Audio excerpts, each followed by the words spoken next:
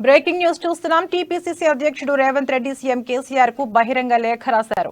Police recruitment board నిర్వహించిన పరీక్షలో EWS quota వారికి జరుగుతున్న అన్యాయం గురించి ఆయన లేఖలో వివరించారు.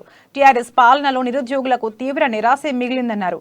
ఇదిగో నోటిఫికేషన్లు, అదిగో నోటిఫికేషన్లు అని ఊరించడం తప్ప ఉద్యోగాలు భర్తీ చేసింది లేదని ఆగ్రహం వ్యక్తం చేశారు. 2022లో నిర్వహించిన ఎస్ఐ కానిస్టేబుల్ పరీక్షలకు ఎంతో ఆశతో దరఖాస్తు చేసుకుని పరీక్ష రాశారని తెలిపారు. పరీక్ష ముగిసిన తర్వాత ఎస్సీ/ఎస్టీ అభ్యర్థులకు 20%, బీసీ అభ్యర్థులకు 25% కట్ ఆఫ్ మార్కులుగా నిర్ణయించారని, అయితే ఈడబ్ల్యూఎస్ అభ్యర్థుల కట్ ఆఫ్ మార్కులను మాత్రం ఎందుకు నిర్ణయించలేదని రేవంత్ రెడ్డి ప్రశ్నించారు.